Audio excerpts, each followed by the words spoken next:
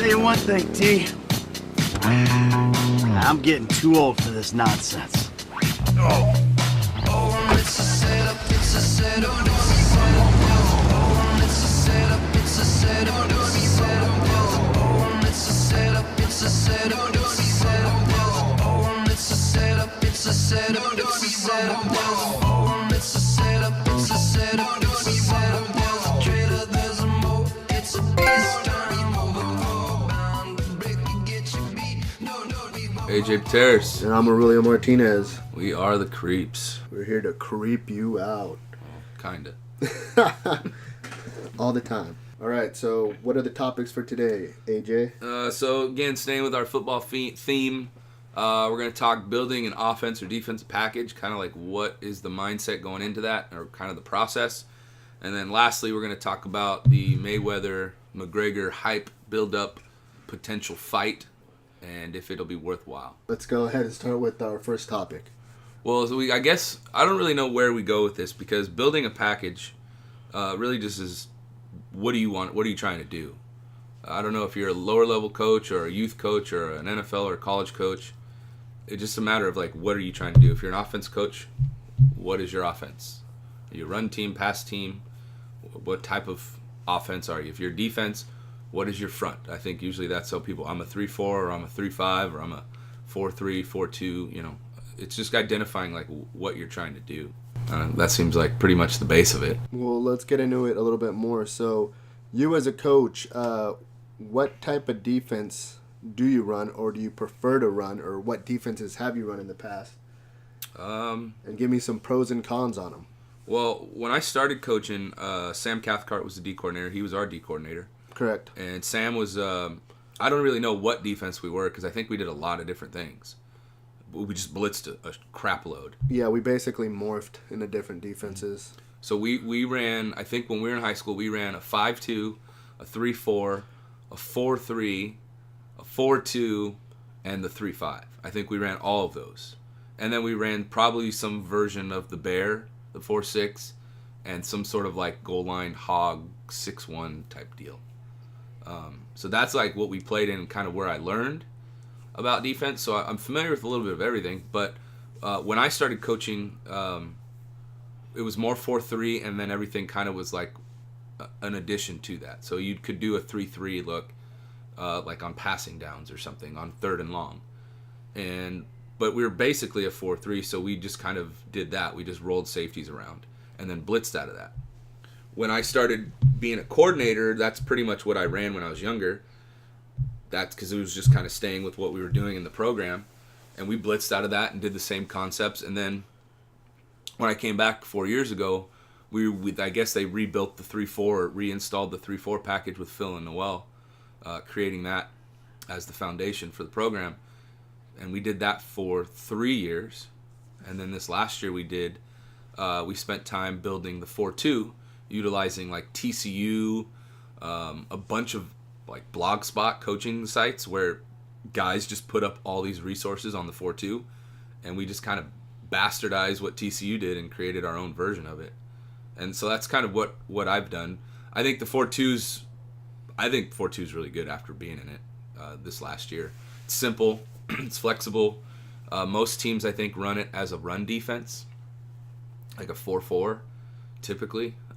But you can do anything out of it. You can play man, you can blitz, you don't have to blitz, you can play every coverage you want. You can take guys out and come into and be in a different defense. So you could take a defensive lineman out and put in another safety or a linebacker or something, and now you're in a 3-4. Or you can take out your linebacker and put in another secondary guy and be in a 4-3. So it's really like a version of a couple different defenses. That's why I kind of like it. The defense I don't like, and I think we're both on the same page on this, is the 3-5. And I think the 3-4 is the same way, because if you have 3 down linemen, you need 3 dudes down on D linemen that can push people or move people, or that are just really, really good. Yeah, they got to be some animals. And I don't think most high schools don't have that, unless you're like a St. John Bosco or Mater Dei or something like that.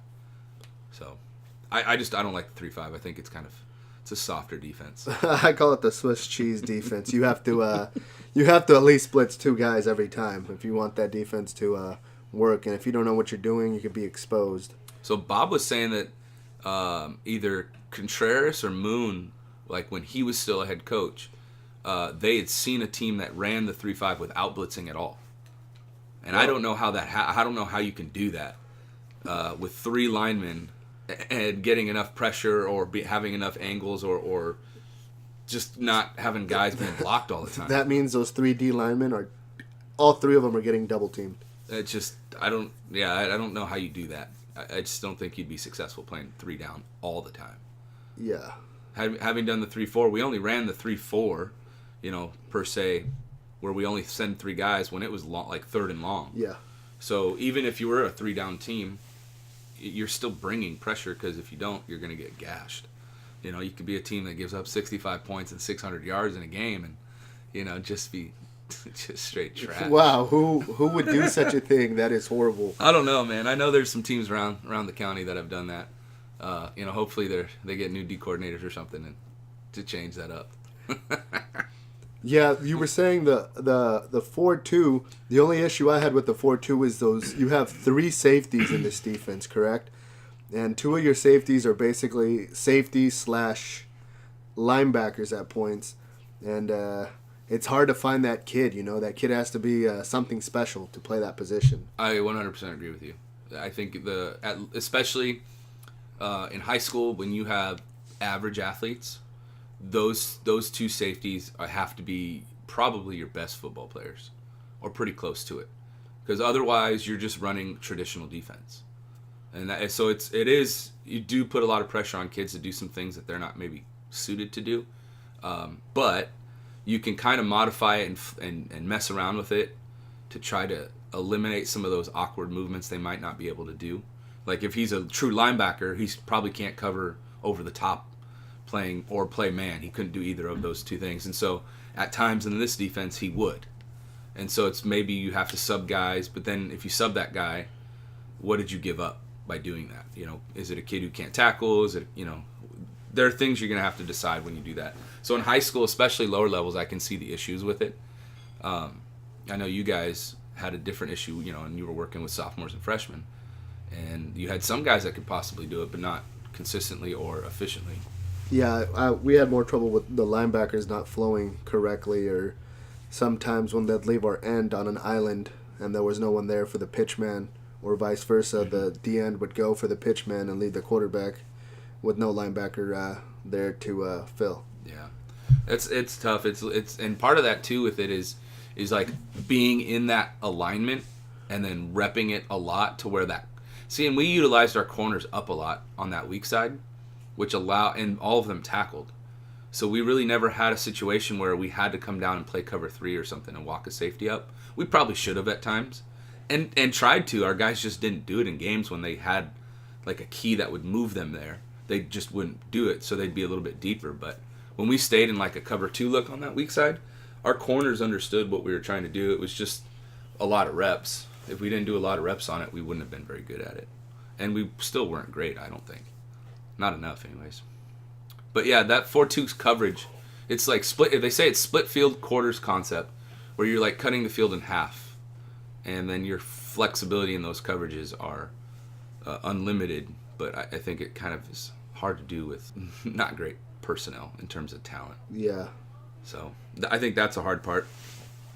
But what I found is that you got to steal different things. I don't know how much you guys looked last year when you guys were just going through, if you were just doing what the varsity was doing, or if you guys were trying to incorporate some things that you guys would work better for you guys. We mostly stuck with what you guys had. We put in a couple things like stunts in the front. We put in something called a shift, so we'd shift our linemen before the snap to try to confuse the O-line. And then we had a blitz where I changed it a little bit to control where they were going instead of letting them make the choice, because it was hard for the linebackers to tell the D linemen where to go. So I just made it a little bit easier on them by telling them where to go. Yeah. We had less. I know you guys use strength calls. That's the other thing. Like when you're building a defense, it's finding how you package it. Like, how are you going to call it? And then how are your kids going to recognize what you're trying to call as their version of how to run it? So I think that's kind of challenging. I know varsity, we didn't send in strength calls. We gave them personnel reads. So like a formation dictated every strength we did. Or if we were on the hash, that would dictate a strength. So we let the kids be more, and obviously they were older and played more, so they had better like understanding of that. But I do know that down on lower levels, it's so crucial to tell them everything, what to do, how to do it, and where to go specifically, or they'll be screwed up so bad. I don't know if that was something you guys ran into. Yeah, we call them a bunch of dodos. Yeah, no doubt, because they are. Well, I get it though. I subbed today, and part of that was I had like freshman football players in that class, and I'm going, man, this is when I started to work with them in the off season, as they were becoming JV football players, and they didn't know anything. They didn't know how to lift weights. They don't know how to do anything, and so coming in from freshmen, it doesn't matter what they do on freshmen, they still don't know anything, or at least they forgot it real quick.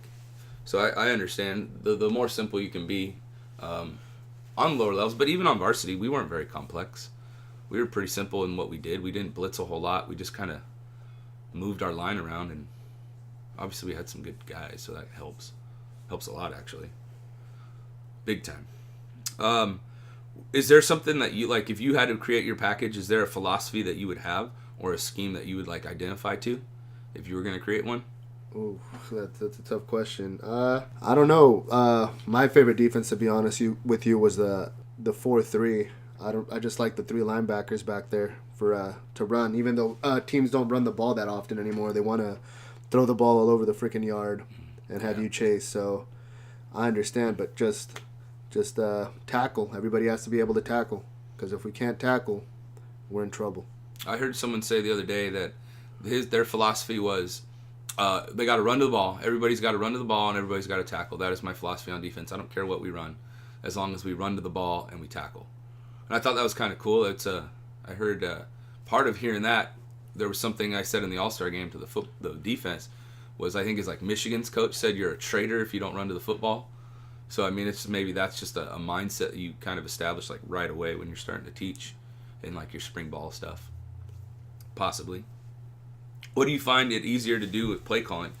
Is it, like cards, armbands, hand signals?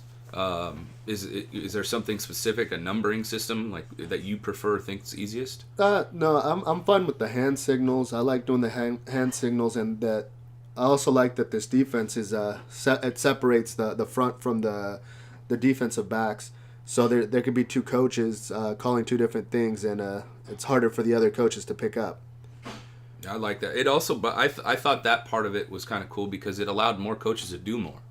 Right? You put more coaches involved in what you were doing, and it was less than on one person. So it wasn't, oh man, like I got to call everything or I got to be prepared for everything. It was, you could kind of delegate and be more of a manager of that information to process that information or help or call it. Yeah, you just got to be on the same page. You don't want to call a front where you're blitzing a guy and then the guy that's calling the defensive back calls something else and leaves you pretty vulnerable. Did you guys have that happen a few times? No. No, that's good. We did less of that. The only thing we ever found with like blitzing was and this is kind of the cool thing I liked about the defense, is the only time you ever really had to be on the same page with your coverages on the back end was when you sent a guy from the back end. So when you disrupted the 5 cover guys in terms of DBs, that was the only time you had to know up front that you were giving up a lot more. And it could be a philosophy like where you're just going to play old school traditional cover 4 and you're going to give up the flats and send that safety off the edge. Fine, you can do that and give it up, but if you're on the hash, that's a whole lot of field that you're giving up. So we tried to do versions of man or move linebackers to replace with some zone, or we had to be on the same page for stuff like that. I think that was kind of a challenging part. But then again, it's still kind of nice where you can do anything you want up front and it doesn't affect the coverage. And you can do anything in the coverage and it doesn't affect the front. And I know in the past, whatever we did everywhere affected everything. And I think that's what was so hard about our old defenses, where there was a check for everything. You check this if they do this. You check this, you check this, you check this, you check this. And it's like, kids were confused, I think, by how many different checks there were. And in this case, there was like, if there's 3 receivers, you check. Yeah. That's it. That was the only time. And then unless you called a different coverage, you didn't really check if you didn't have to. So that's what I also kind of liked. It was less checks for kids to do and more just like look at what you're doing and do it, which I think is helpful because if they're playing faster, I think they're playing more confident, obviously smarter, because if you're playing fast, you've got to have some knowledge and some smarts. So I don't know. I think that's kind of where it goes with like mindset. What else you got with defensive packaging? Well, let's go on to the other side of the ball. So you're looking for an OC right now, correct? Yes and no. Yes, I am, but at the same time, I think I'm starting to get excited about potentially calling the offense. But again, I don't want to fucking call anything. I just want to be a head coach and coach a position. Like, that's it. So what packages have you been looking at? A little bit of everything, but I think I've kind of set myself to being like an up-tempo spread team. I don't think. I just think old school football is outdated. I don't think it's bad, and I don't think it's not right. I just think when you put people in a smaller space, meaning like condense the environment that you're going to attack, you limit your success rate. So if I'm going to put, double tight with, loaded backfield, and I'm going to run it at an A, B, or C gap, I can anticipate that I'm going to have the max resistance in any of those areas. And the only play fake off of that, or, fake action, is going to be fake the run and throw some sort of bootleg or pass off of it. And I still think that is still limited, because you're saying, if they don't do this, I'm throwing to one spot. And I think that's outdated. I think that's easier to defend. I know when we play teams that are like that, for me, it's easier to attack because I can just overload those areas and communicate the passing version threat and allow that coverage to just stay and see that. And so I think it's easier to do that.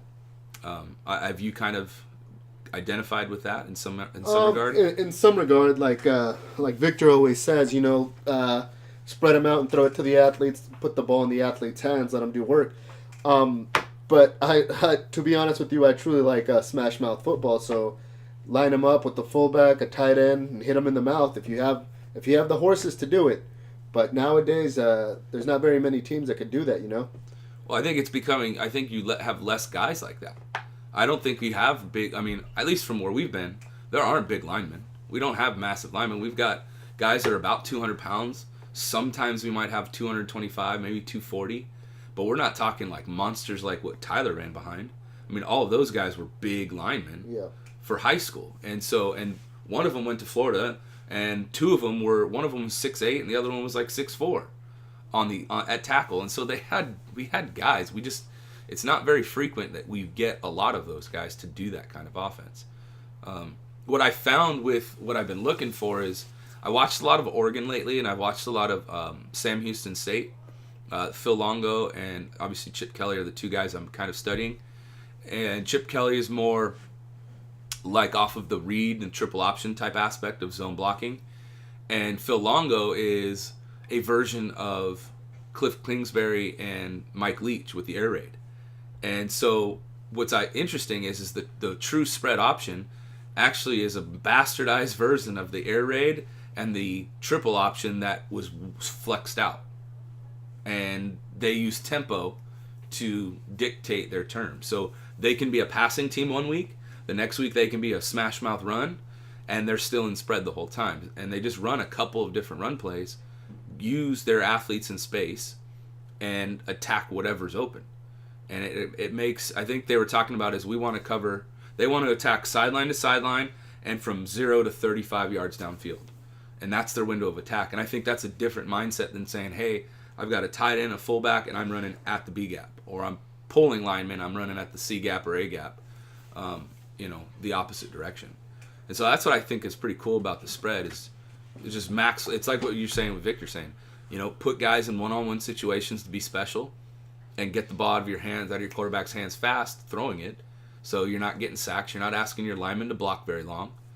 And your run game, which I think is more physical than traditional run game, is if you're running stretcher zone, people say it's not an aggressive defense or smash mouth, but you're just telling your linemen to put eyes on guys and come off real quick, instead of saying, hey, we're just going to double team into it. And you can still, that's still built in too, where you're double teaming into linebackers. So it's got a lot of the old school principles. It's just a philosophy difference on speed and where you're going to attack, I think, is the biggest differences. So those are what I've kind of found so far of what I like and kind of what I'm trying to stay away from. Because up there is all smash mouth. Oh, really? Yeah, they're primarily, at least traditionally, I don't think all of them are, but I think from what I've seen on film, a lot of them are, if they're going to anything spread, it's like pistol. Or if they're in pistol, they still have two backs. I know like Paso, before this coach got fired for doing dumb stuff, they were like Maryland Eye. You know what I mean? And that was against Newberry a few years ago, where they were running Maryland Eye with tight end pop. And like that was their run game, What is Arroyo Grande still running that same stuff, that misdirection? Yeah, but they've got like versions of it in the pistol.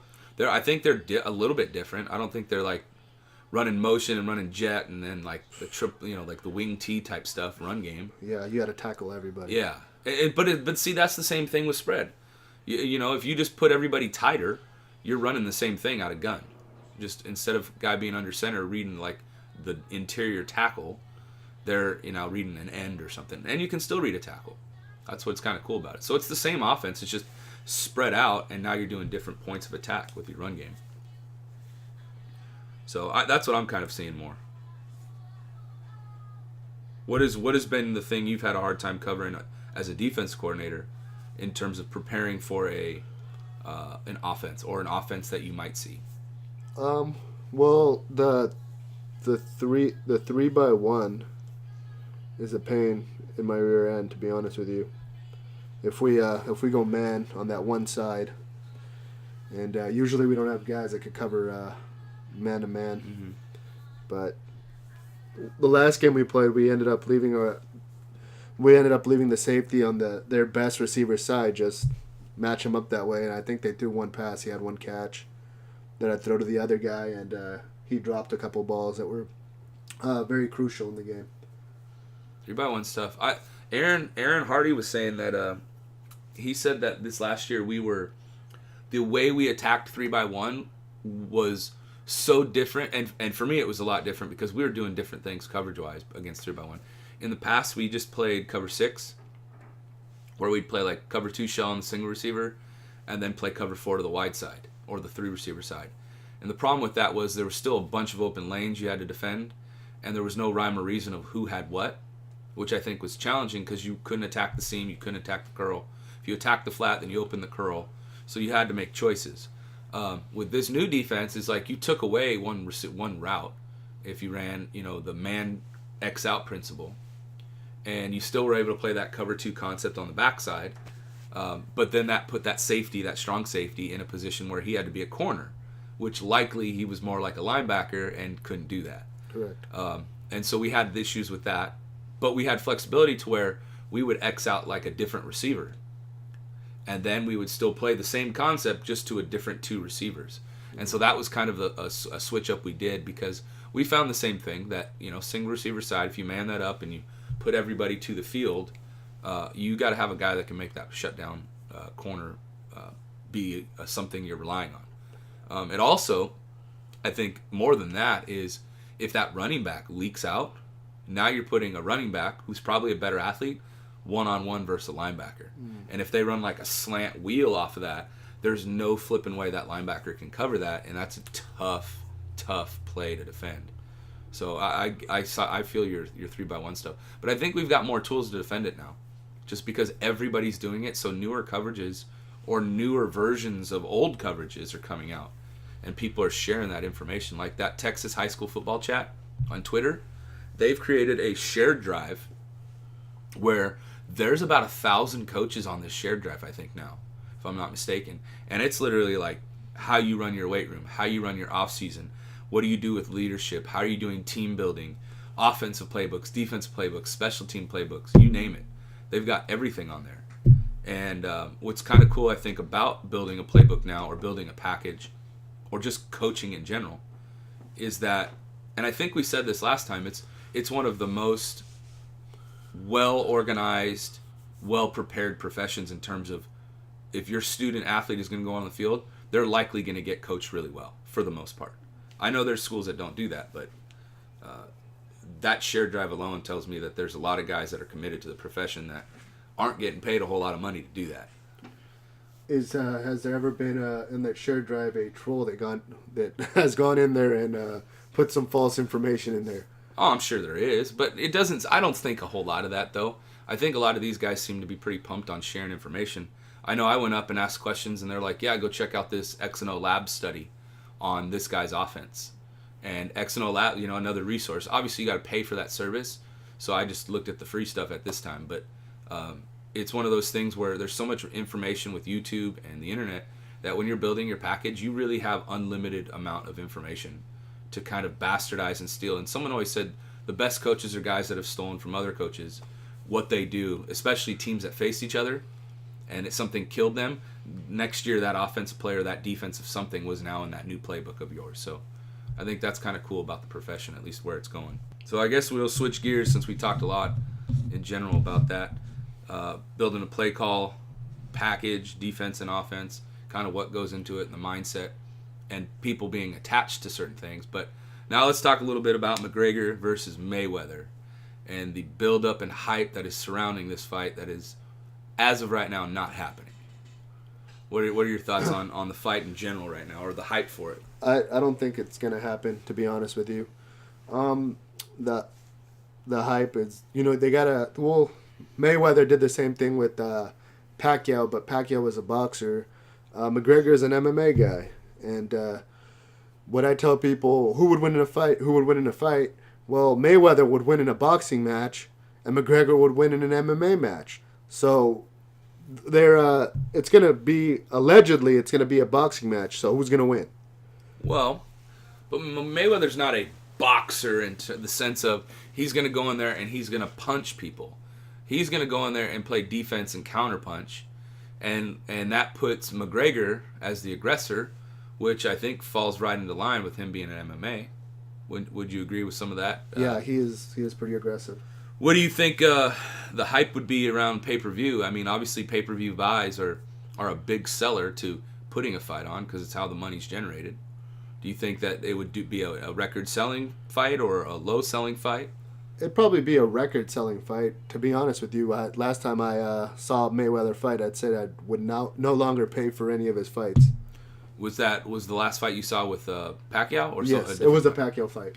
See, and there was a lot of hype for that one, but that was how many years did that fight go into to prep for that to be, oh man, they're finally fighting now? It was like 5 years after they were in their prime? Yes. So, well, his prime maybe. Mayweather, when is he not in his prime? How old is the guy? He's almost 40.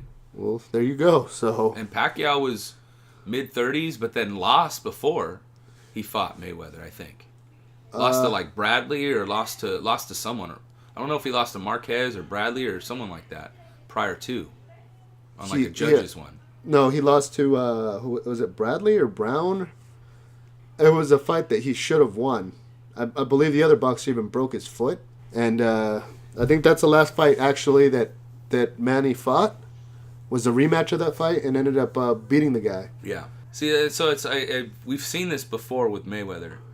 I saw the Mayweather De La Hoya fight, and I still contend to this day that I thought De La Hoya won that fight. If you're the champ, you've got to do enough to win the belt, and if you're the challenger, you got to do more than the champion to steal the belt if it's going to go to a judge's decision. Because I didn't think it was a technical win. So I've never seen a Mayweather fight where I'm like, oh man, this guy's a great boxer. I've seen Tyson fights. I've seen Evander Holyfield fights. I saw Lennox Lewis fights. I saw Roy Jones Jr. fights. Those fights were fights. Like, they were punching the shit out of guys and, playing defense and being, kind of cerebral in their attack. I don't see a Mayweather-McGregor fight being a quality boxing match comparably in what those two bring to that fight. They're both small. One's older. One's not very great in terms of his footwork or technique. It'd just be a sloppy fight. At least in my opinion. I don't know if you got the same viewpoint on that. I mean, yeah, I would. It doesn't interest me, to be honest with you. Do you think if it does get done is that more of a mainstream, I'm just going to buy it because the names and the hype around it? Or is that a true fighter's fight? Meaning you're going to get true boxing guys who come out and some MMA guys come out just to see like what this might be.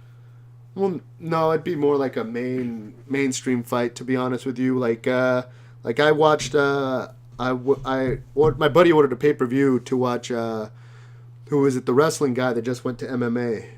Brock Lesnar? No. Oh, CM Punk. CM Punk, Yeah. yes. We ordered that just because of the name, and he underperformed, but the guy, took him to his element. His ground game wasn't going to be ready and just beat him up on the ground. Didn't even let him throw a punch, I don't think. I don't even know if he's still. Do you know if he's still fighting? I know he's not with the UFC anymore, correct? I think he still has contract with UFC. Oh, really? I don't think the only thing I've heard about CM Punk fighting was that obviously the guy he fought, Mickey Gall, is pretty darn good because the next fight Mickey Gall had, he destroyed the guy, and so Mickey Gall is probably going to be a top contender in that weight class. So CM Punk went up against a guy who was up and coming, who probably was way more established than CM Punk ever could have been at that point. But yeah, CM Punk is raw, limited. He was a wrestler. I love wrestling and I think it's a great sport, but it's also limited because it's not real. They're not really fighting. They're not really putting guys in submission holds where there's resistance against that. And then they're not getting punched in the face on purpose. And I think that's the great equalizer. What Marshawn Lynch say that? Every time you hit a motherfucker in the face, it changes the dynamic of something. So, so you're saying no, you wouldn't buy this fight if it was going to come on pay-per-view? No, I wouldn't buy it. I might go over to someone's house that is going to get it. So you would still want to see it if it went on, but you wouldn't purchase it to waste the $60 on it or something? Correct. Do you think the build-up would be pretty badass in terms of the amount of stuff that they would be saying about each other and the sound bites and the cutouts and stuff that are going to come because of it? Yeah, they're both great. What do you call it in wrestling when a promotion piece or what's the name of it? For wrestling? For wrestling. It is a promo. A promo. The Cutting a promos promo. would be amazing. It would be very wrestling-like in terms of the promos. Well, yeah, you've seen McGregor in the last couple of... I think when he was fighting one of the Diaz, when he throw like a shoe or water at him or something. He threw everything on the podium that he had up on the up deck where they were hanging out at. Yeah. Even the Diaz brothers, they're great showmen for that. And so, like a great UFC fight would be, like that last Diaz Mayweather or McGregor fight. That was a good fight. That was a very, that was just a fight. I don't even know if it was what fight it was. It was just a street fight. And I think that's what McGregor is. I mean, maybe he could box, but I think boxing's got way more technical stuff that he's not sounding that Mayweather's only done. Because he hasn't done anything else. Yeah, that's why I say if, you take them to their, each of them to their own sport and they'll win. Because, yeah, Mayweather in the ring, he's a point boxer. He's a boring point boxer, counter puncher. He'll beat you. He'll just hit you a couple times, dance around, wait for you to try to hit him, block, and then hit you in the head, giving you a throw away. But, and McGregor, he throws some kicks here and there, and he could scramble. So it's if he's gonna go into a ring with him, it's gonna be tough. What if it was a kickboxing fight? Well, Mayweather doesn't know how to throw kicks. Have you ever seen Mayweather throw kicks? Well, no, but, it doesn't mean he couldn't do it. I mean, he beat up his wives and stuff. I mean, he's probably kicked them. I'm just saying, dude. I mean, doesn't mean he doesn't know how. Well, maybe he'd stand a better chance, but... I don't know. I think it'd be a great fight to watch. I don't know if it'd be a great fight in general, but I think it'd be a great build-up. I think it'd be a pretty good card because how many guys would be shown off on that card because of those two guys? So you'd probably see a really good up-and-coming card in terms of boxing. Well, how many fights are on a card nowadays for boxing? Well, on the main card, probably only a few. But they start fighting at like midday on some of those fights. Well, they also do that for MMA. True. Yeah, like when they do the Fox or the UFC fights on pay-per-view, they'll do, or the Fox Sports, FS1. They'll fight the prelims on FS1 and then switch over to pay-per-view or something like that, or they'll fight on Fox and they'll do the prelims on FS1. They've even done fights on, I believe, Facebook before the prelims. Yes. And so it's crazy. They start fighting, but it really early. But in boxing, like, who do you really like? When do you get like 3 good fights? Like, I'm not saying they do in MMA. Sometimes you get some dud fights, but like the names aren't there. You know, the big time boxers all want they want to be the headliner in a pay-per-view. Right. And UFC's way different, where they could have big names on the whole main card and a bunch of up and coming guys, or who guys that main carded or main evented or even were on the main card as a lower undercard fight. So I think that's a big dynamic difference between the two. Plus the money. There's more money in boxing than there is UFC. Of course. Or in MMA in general. Yes. Because Mayweather's going to make $50 million or $40 million off of like his last fight, and his opponent's going to make like $4 million or $5 million. I mean, that's just like whoever is famous or good or has a bigger draw is going to make more money because they don't have to fight anymore. I mean, Mayweather, he's throwing around hundreds of millions of dollars in like gambling, or hundreds of thousands of dollars gambling, just on chilling in Vegas. I mean, doesn't need to fight. He doesn't need the Mayweather fight or McGregor fight. But I think nobody's going to watch a Mayweather fight now without it being the McGregor fight, because I don't think because of his last few fights, he's not a draw anymore. He needs McGregor to sell this fight, because if he doesn't have McGregor, there is no other fight. Do you think not even another Pacquiao, a rematch? Nobody wants to see it. And that's like mainstream guys, like ESPN Radio, when they're talking about this fight, and they don't want to see it because they were hyped in and bought into that Pacquiao fight, and then the Pacquiao fight was a dud. It was boring.